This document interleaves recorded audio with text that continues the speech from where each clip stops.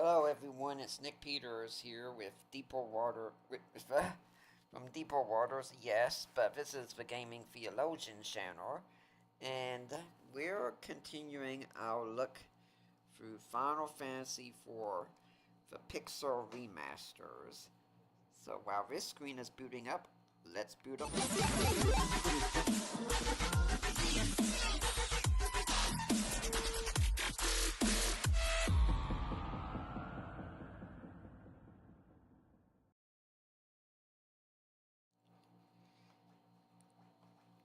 Now, in our last installment, the Red Wings had just bombed the castle of Damascene, where we were going to rescue Tella's daughter, and that we were going to get the means to go into the cave of the Antline and get the Sand Ruby to help Cesar's girlfriend Rosa.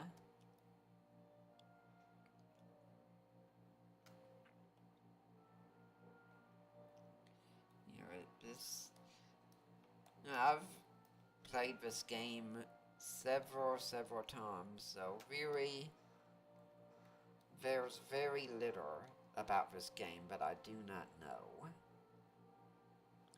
And I suppose you could say, if I don't know it, it's not worth knowing.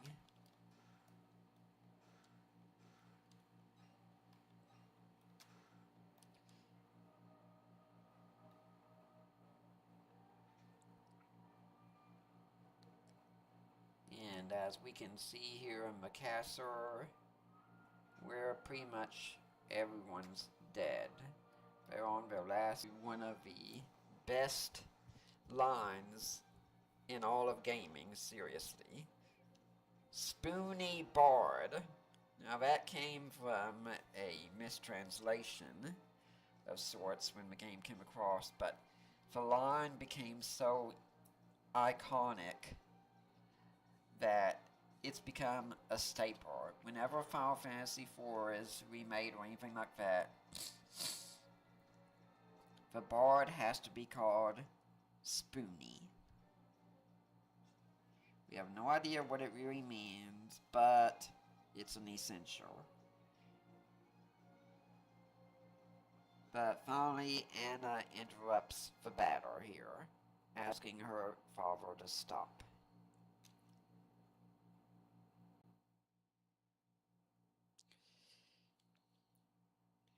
It turns out the bard is the Prince of Damascene, and they fell in love. They knew that Tella wouldn't consent, so she ran away, and they were attacked by Baron's Red Wings and their commander, Gobez. His strength is beyond words, and they wanted the crystal here, the fire crystal, and got it. Edward's parents died, and he says Anna shielded him from the arrows.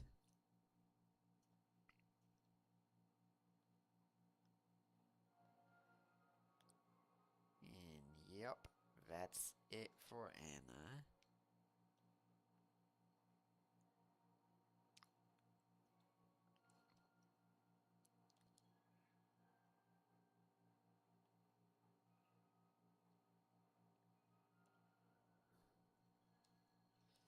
And Tella is now on the path for revenge.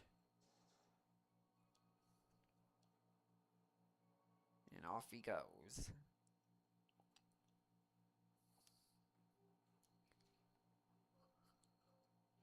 Which Lydia tells Edward to stop crying because he's a grown-up and he's not supposed to cry, and she lost her mom, but she's not crying anymore. Yeah, right. And Edward says he will never leave Anna's side. Good smack from Cecil does that. And Cecil reminds him he's the rightful ruler of Damascene, so start acting like it. And he needs his help to get the Sand Ruby, because you need royalty to get into the cave.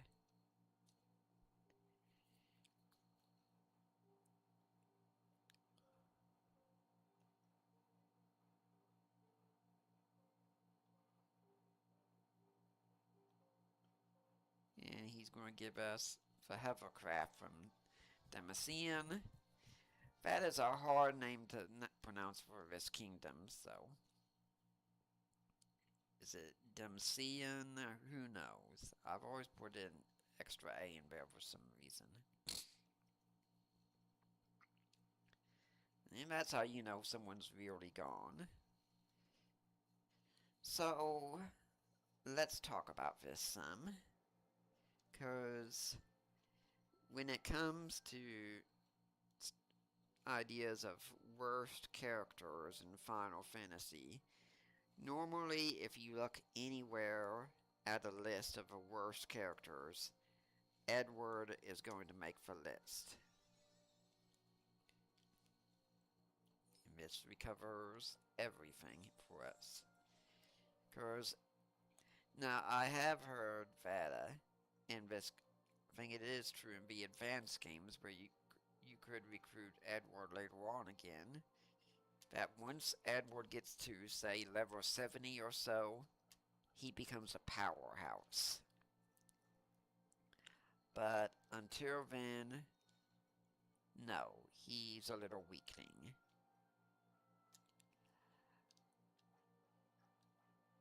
Let's make sure all his equipment is updated the best we can.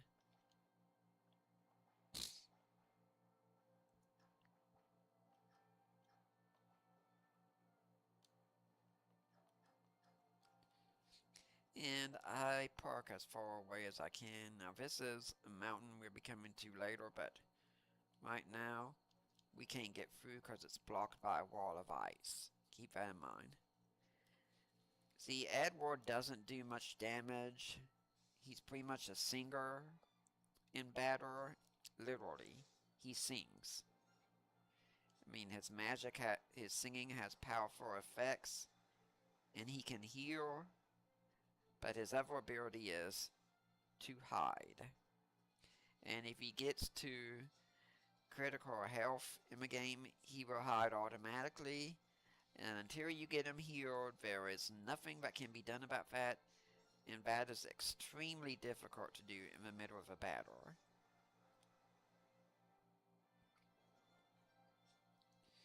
That's why Edward is usually seen as a truly annoying character.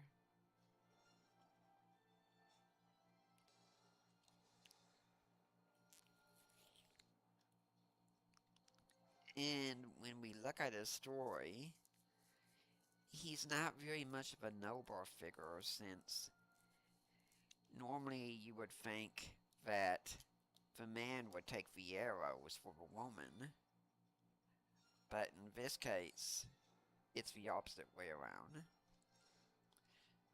Now, to be fair, we don't know what happened in the battle. We're never told. Could it be that Anna saw them coming and Edward didn't, and so she took the blow from a man she loves? Which, Lydia's attack does so much damage because those creatures are weak against ice, exceptionally. We don't know. But, keep in mind, Edward was one who was willing to just stay there when his love was already dead.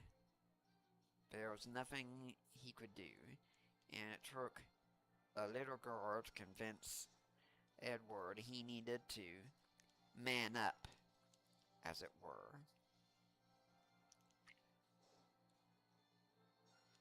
Now, you're going to get to see what happens here. See, Edward runs off, and there's nothing you can do about it.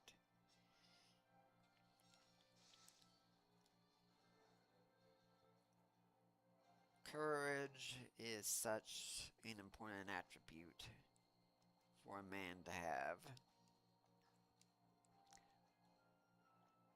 We saw this when we went through Zelda 2 and got to the final palace, where we talked about courage with Link, a character who pretty much embodies courage,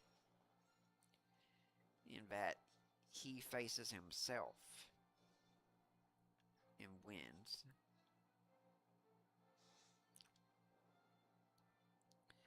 Edward's kind of the opposite. When things get tough for Edward, he backs away.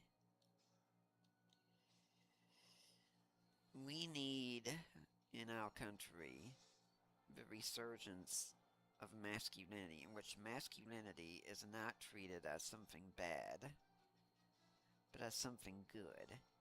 And one of the things that a man needs, and I'll freely admit I struggle with this a lot, is confidence.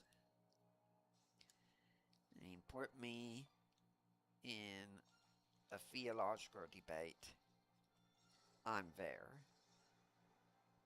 Put me in a social situation, not so much. All of them are confused now. Let's just wait and let them. Social situations kill confidence for me, because it's kind of like being in a game where everyone else knows the rules and you don't.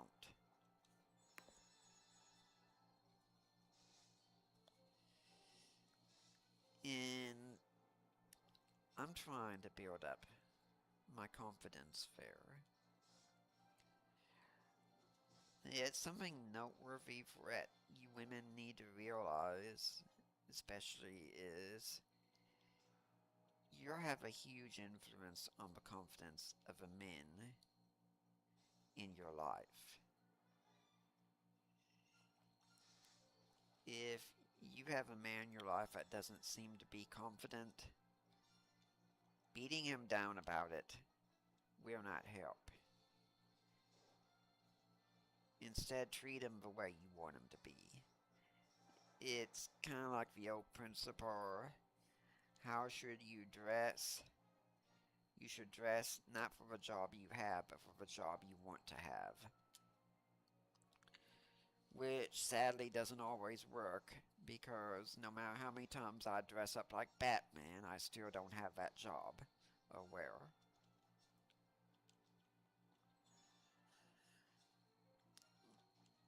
But a woman in a man's life can give him extreme courage.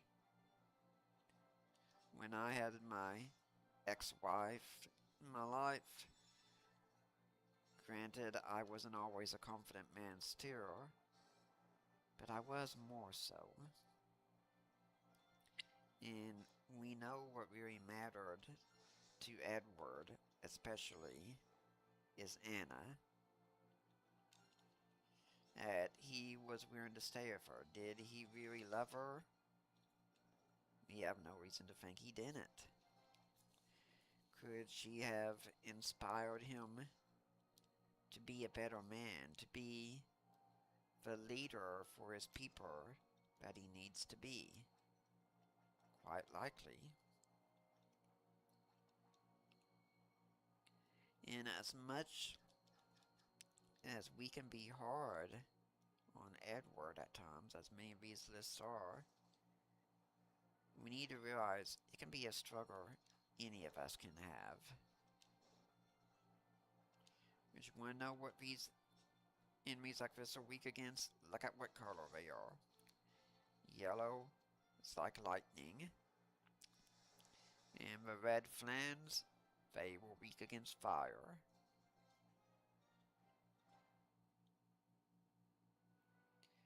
Everyone has their issues that they struggle with, but I suppose one area we could say Edward does have courage in is that he joins the party anyway. In the face of the greatest loss that he's had, he teams up with Cesar and Rydia to join in their cause, to help a total stranger. What does he get out of it? Apparently nothing. Nothing I can think of, at least, comes to mind. Maybe we are too hard on Edward. Because whenever those attributes show up in someone that you want to be present in them, praise them for it. Celebrate it. Okay. Ladies, I'll tell you this for instance. If you ask your man to, say, load the dishwasher, and he does it, but you come in and you say, well, you sure not put this here, this goes here, this goes here? I can guarantee you this. He's not going to load the dishwasher again. Because men do not respond positively to criticism. If they do something and they just get criticized, they're not going to do it again. Because what good did it do them? Men respond well to praise, which I think is what Cecil was getting at with Edward. He said, you are the king of Demasian. It's time you start being the king. And he was right. And Edward responded. He didn't respond to the scolding from Lydia. He responded to the encouragement from Cecil. Now, I don't really need to recover a lot here. Let me just see how many tenths I've got. 9. Why not?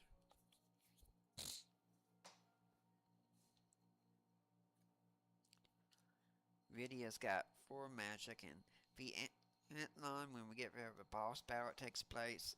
It's a little bit tougher than what we've had, but not that much.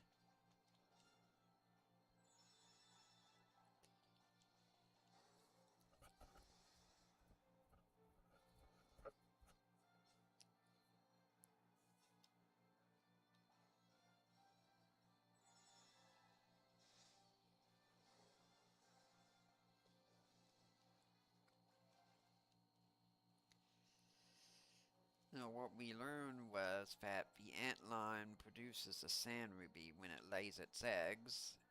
And so now we're going there, since that should happen. And Edward is not too concerned about encountering the antlion.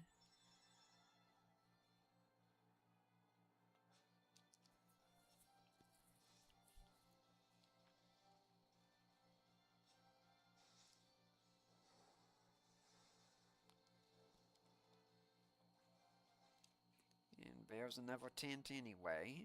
Oh.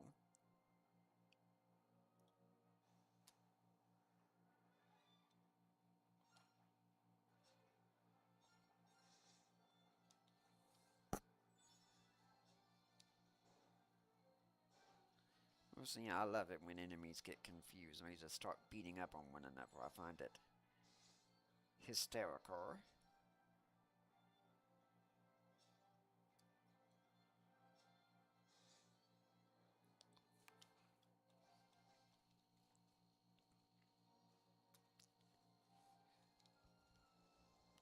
And again, we can say Edward is courageous here, even when Lydia is scared. Edward says antlions are tame, they don't attack people. Until now. And even if you don't think they don't attack people, it's still courageous to go like that. Okay, so here's the thing with the antlion. When it's hit, it hits back. Its regular attack is quite weak. Its counterattack is something different. So you want to make sure your main attacks are powerful ones, to which Lydia's summon he usually does not respond to like that. So now I've got this set on auto battle where Cecil is just going to defend.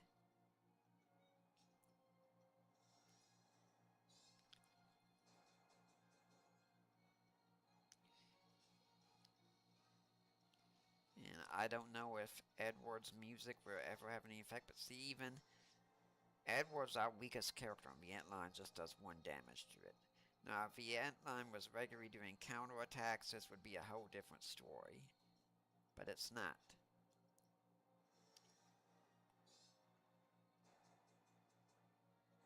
And there you go.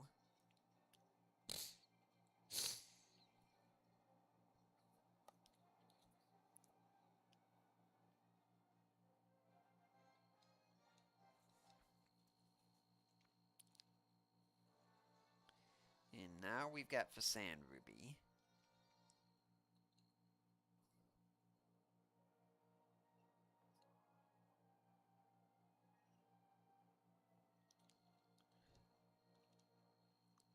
And Cecil says monsters are growing more hostile, like their numbers increasing, and he thinks this is some kind of sign. You know, why do men need to have courage, though? Because generally, we're the ones that are supposed to be in the more risky areas.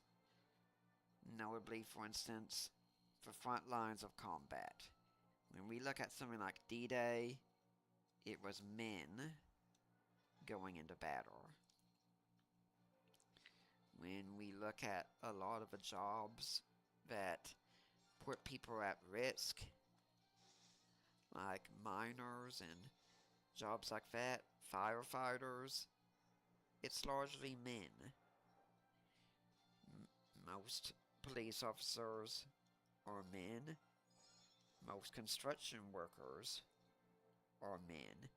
Men are far more likely to die on the job than women are. And that's because men tend to take on more dangerous jobs. Again, this is not a criticism of women, though some might think it's that way. This is just the reality. When women talk about wanting equality out there, some reason they're not usually rushing to join a construction crew. You don't find many cases of women lining up to be miners and going underground. It just doesn't happen.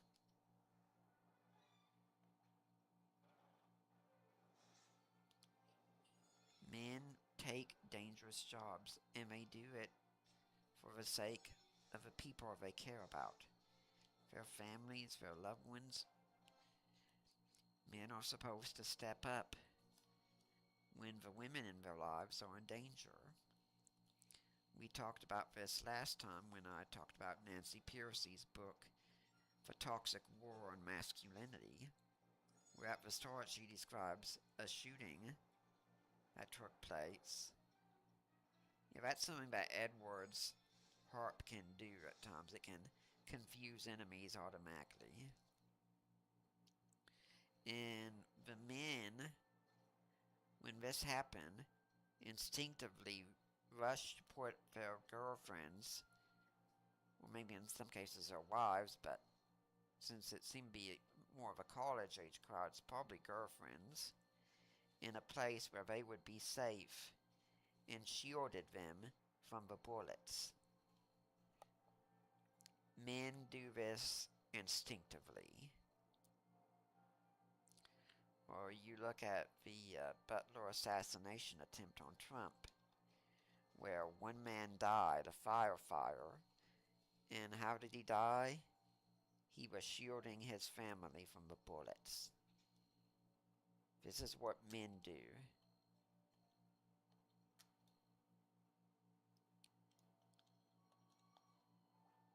Sand Ruby?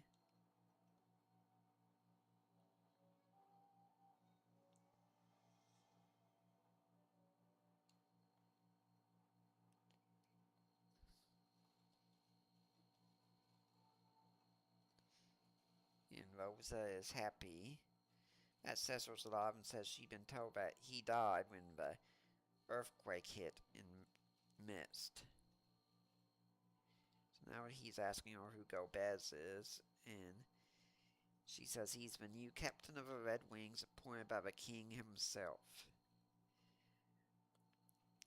But she thinks that Gomez is actually manipulating the king to get the crystals for himself.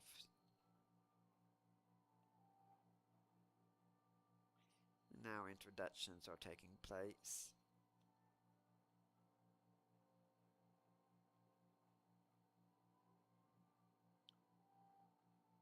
And the next place to go is the town of Fabul.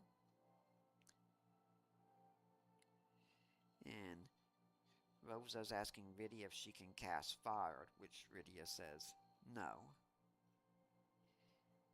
To which she seems surprised, since it's one of the most elementary of spells for a summoner.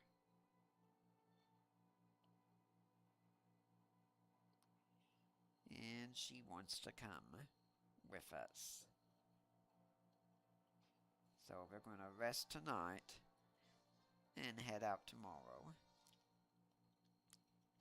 To which games like Final Fantasy have no concept of time. Really, you can rest 1,000 nights in a row and the story's still going to progress the exact same way. But Edward comes out alone at night to play his harp.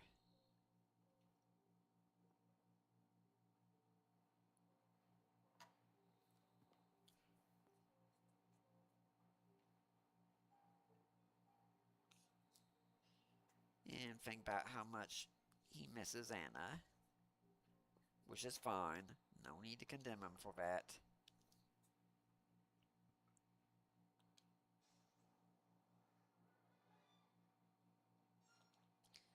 This is a scripted battle, so Anna tells Edward he must fight. There's no way to kill this thing early. It just takes a certain number of hits regardless of how much damage you do.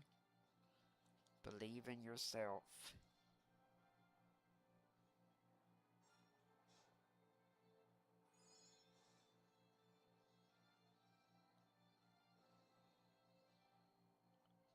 At least Edward gets a lot of experience there.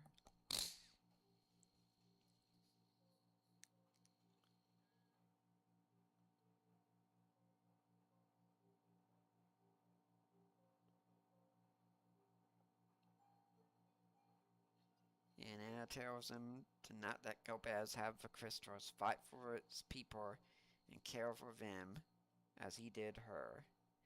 She says, yes, I'll do it. I'll fight.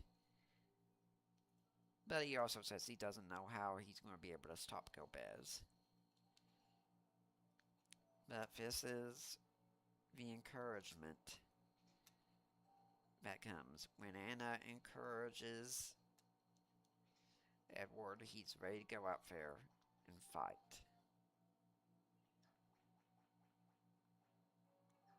And we're going to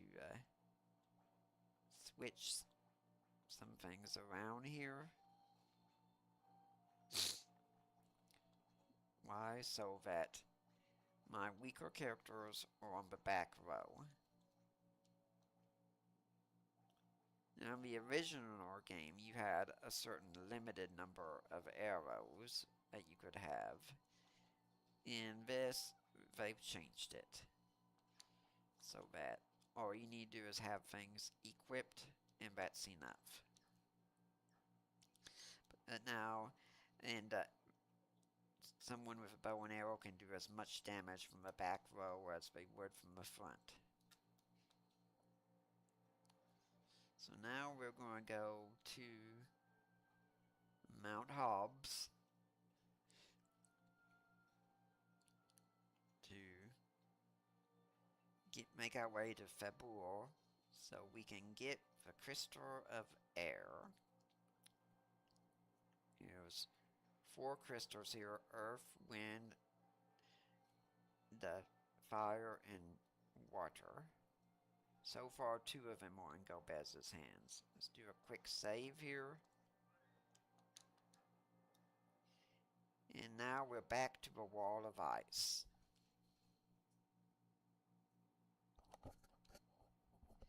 And Rose asks Lydia to try casting fire,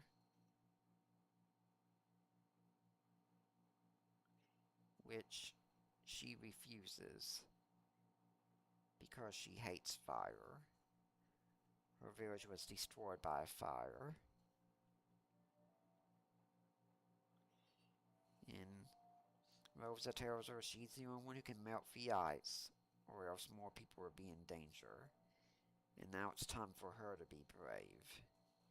Something even Edward echoes. Cesar is strangely silent in all this.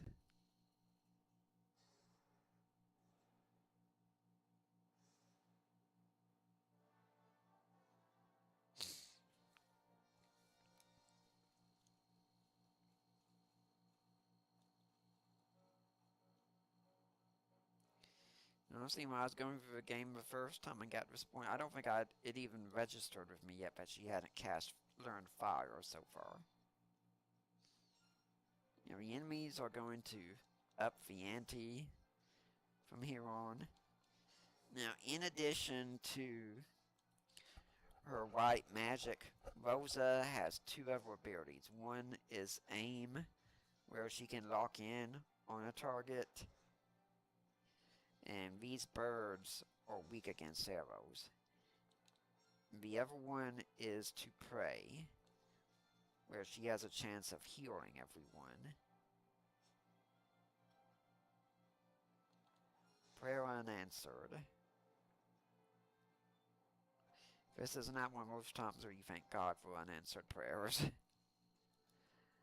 But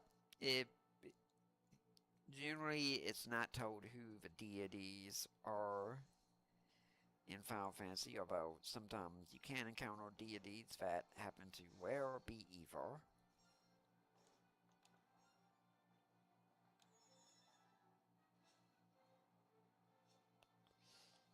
So two of these are asleep now.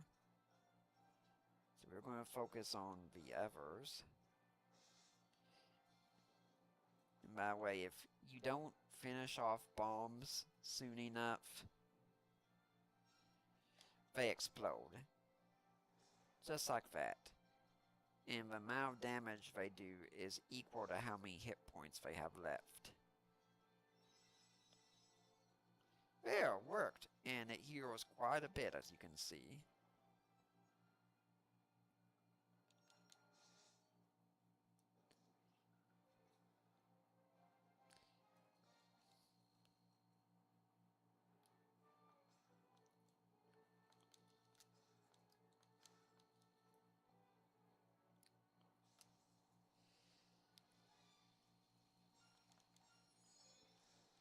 Now, for some reason, Cesar's dark weapon can do damage to creatures like skeletons and spirits. It's only against zombies and creatures like that he struggles.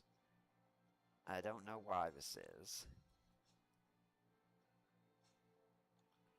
We're going to try to defend again so that we can get another good healing out of Rosa.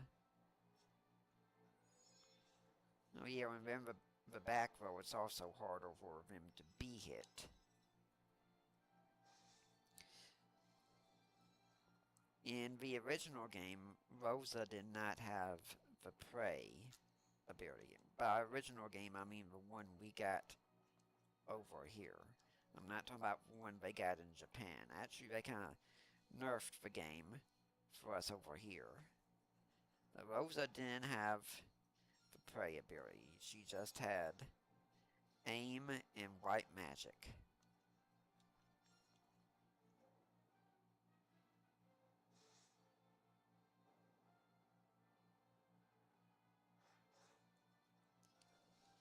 And she's got holy arrows, which do a lot of damage to undead enemies.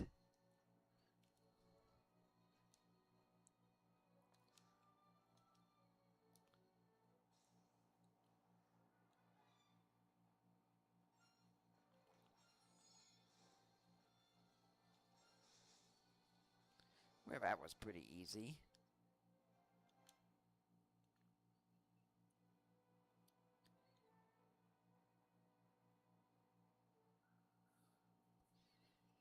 one of Fabulous monks. Now, monks in a Final Fantasy game are actually powerhouse fighters.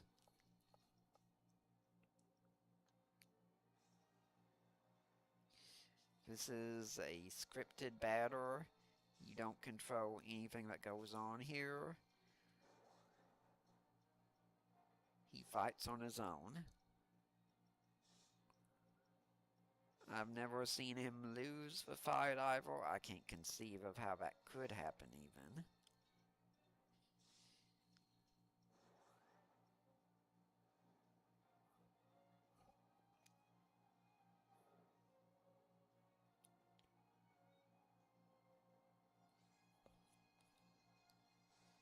And when you fight this time, Young will join in right where you have an opening in your party.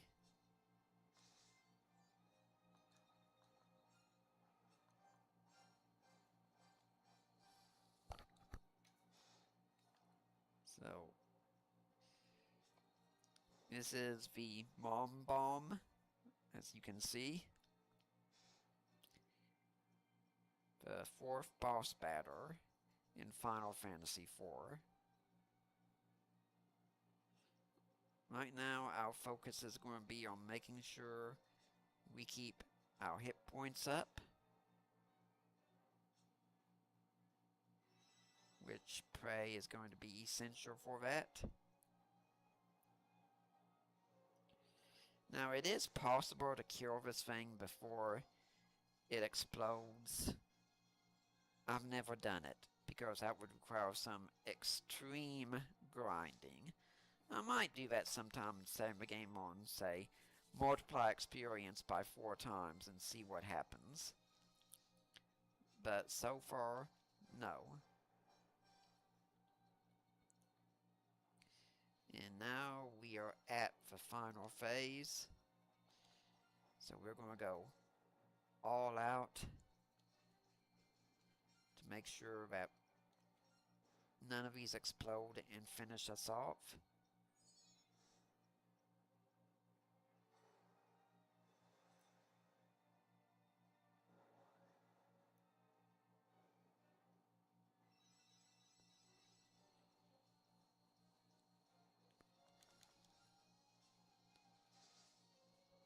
And there you have it.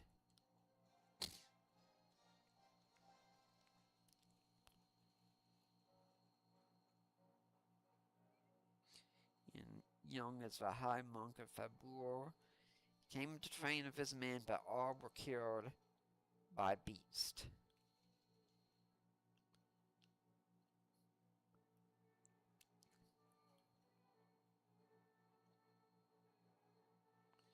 And the only monks left in the castle are students. They don't stand much chance against Baron's forces.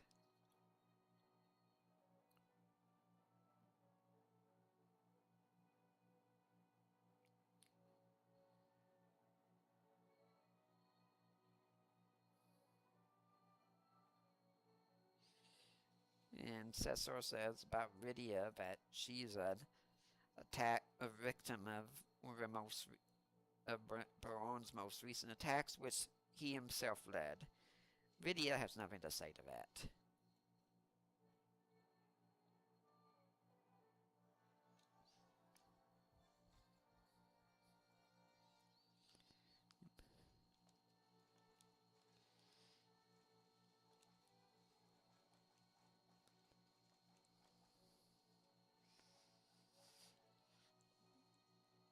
And Young is a character that can fight with both hands, so why he only came equipped with one fire claw, I do not know.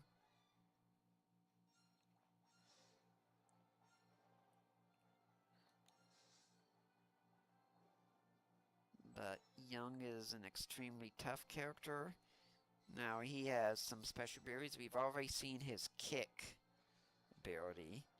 Gird is one, as in the phrase gird up your loins, where he braces himself to reduce the damage he's going to take until his next turn.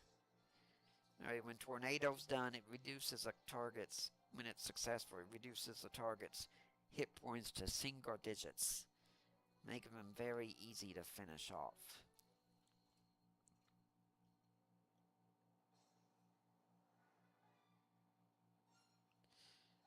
Now, Focus, on the other hand, allows a young to store up his power until another attack, which will then be double damage.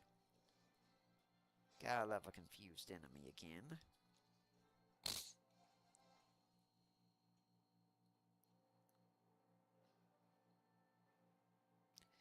Young is an honorable fighter in the game. That's part of his being a monk, I suppose.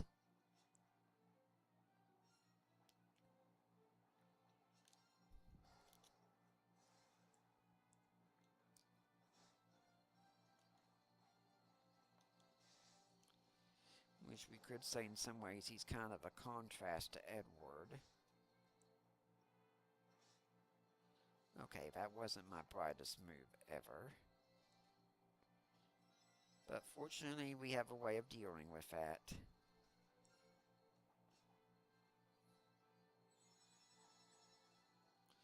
Just know now not to use kick again.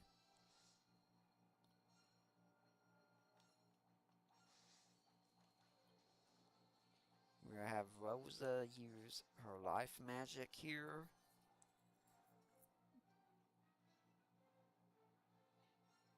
Unfortunately, when they come back, they don't have that many hit points. But Rosa's got a good amount of magic points, so we'll see how well she holds out.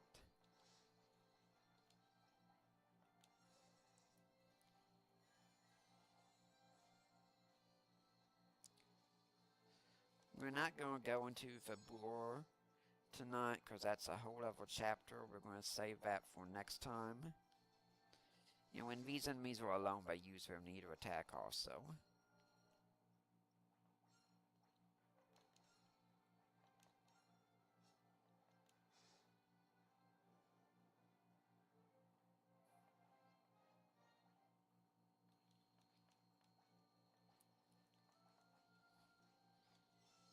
And I plan on saying this next time, but after Wednesdays, assuming I do, Lord willing, I do a live stream that night, I'm going to be pausing for a bit just until the next week, because my folks are actually coming in from out of town to see me, and I'm going to be focusing on spending time with them, because family's a priority.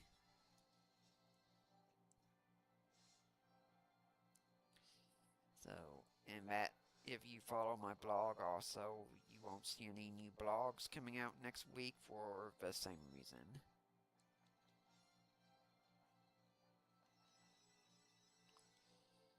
So, we're going to have Young Focus.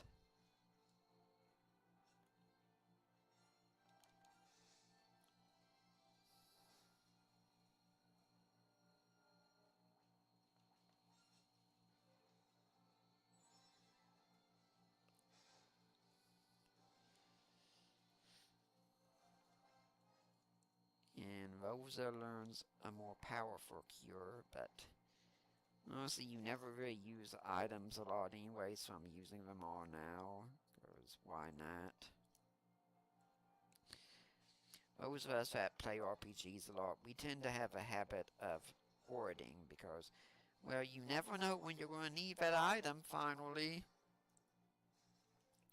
Except that time where you need it never seems to come. So we'll walk around with 99 potions or so and say, well, I don't know if I should use them. What if I might need them? It's a pretty odd thing.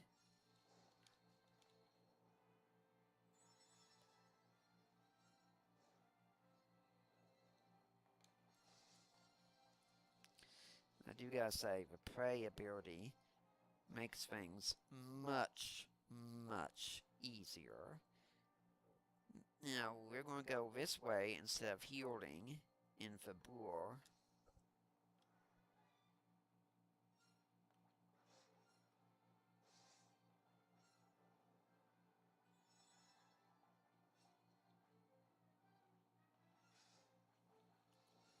And you'll see why soon.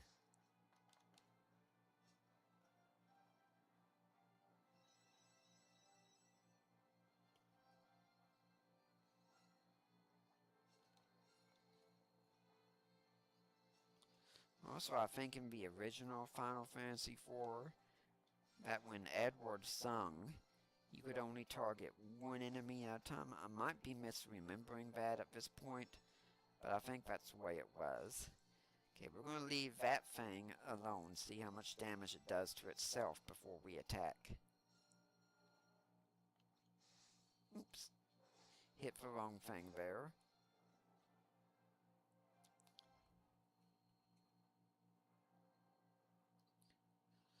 So here's the tip here. First off, more Kiyashi greens. I'll show you another time what that's used for. But heal up entirely.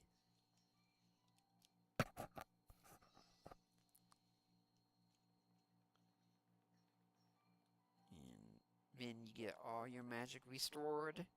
So everything's good. And that's going to be it for tonight. Hopefully tomorrow night we'll continue some more Final Fantasy IV. Please like, comment, share, subscribe. Please join my Patreon. I really need you guys. Really, I do. And remember that I do affirm the virgin birth. And I will see you next time.